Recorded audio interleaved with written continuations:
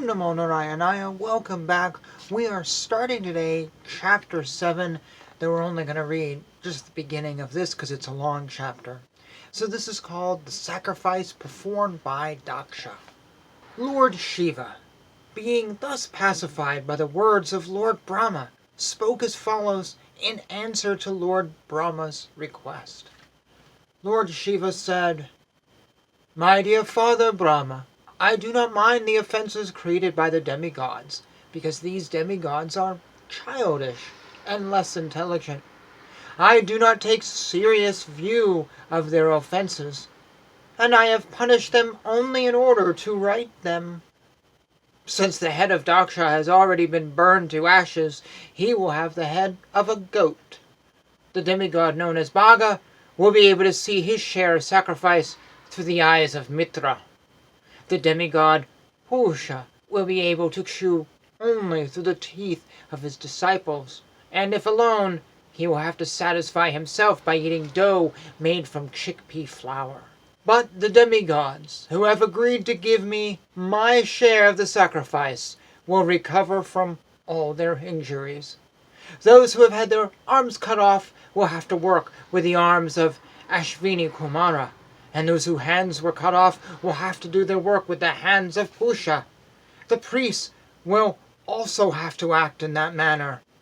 As for Ruga, he will have a beard from the goat's head."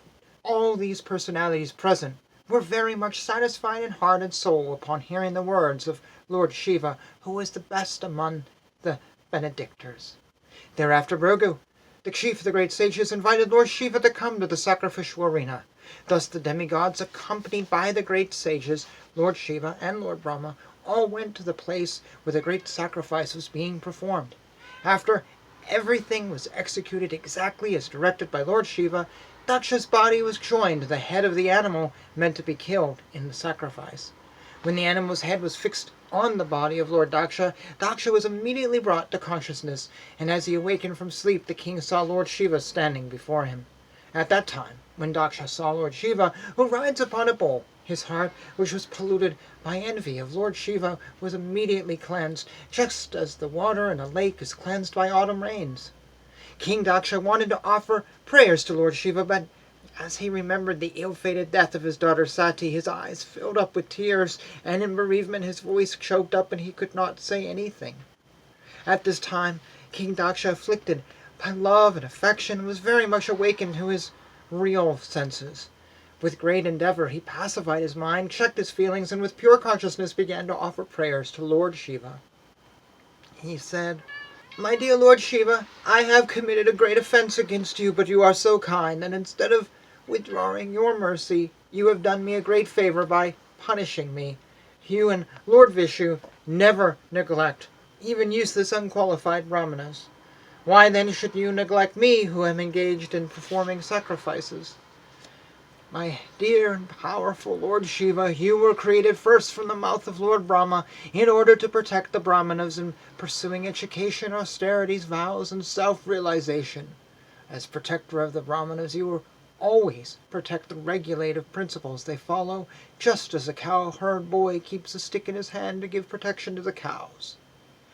I do not know your full glories. For this reason I threw arrows of sharp words at you in the open assembly, although you did not take them into account. I was going down to hell because of my disobedience to you, who are the most respectable personality, but you took compassion upon me and saved me by awarding punishment. I request that you be pleased by your own mercy, since I cannot satisfy you by my words." Thus, being pardoned by Lord Shiva, King Daksa, with permission of Lord Brahma, again began the performance of the yajna, along with the great learned sages, the priests, and others.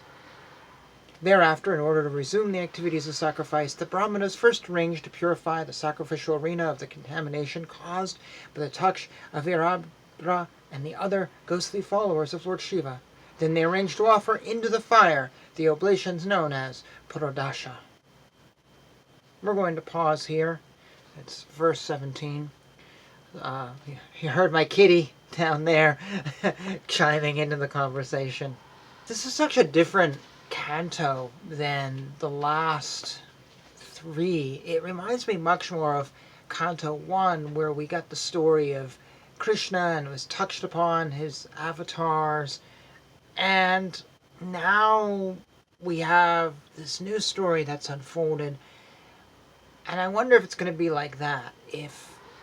Well, two things. One is, within that Krishna story of Canto 1, we had both his biography, but also we were learning spiritual things.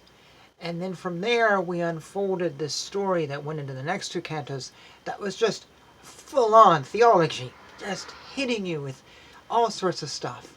Now I wonder if that's what we're going to be getting now. Like, this is laying a foundation for what comes next.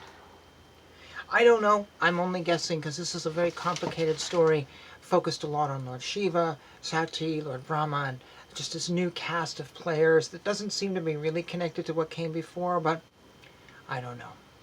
Anyways, this is going to be a short video for now, and thanks for watching. Thoughts, comments, all that stuff below, and yeah, we'll pick up this chapter in probably another 2 videos as we find out the answer to the questions I've posed. Hare Krishna, Krishna Krishna, Hare Hare, Hare Rama, Rama Rama, Hare Hare.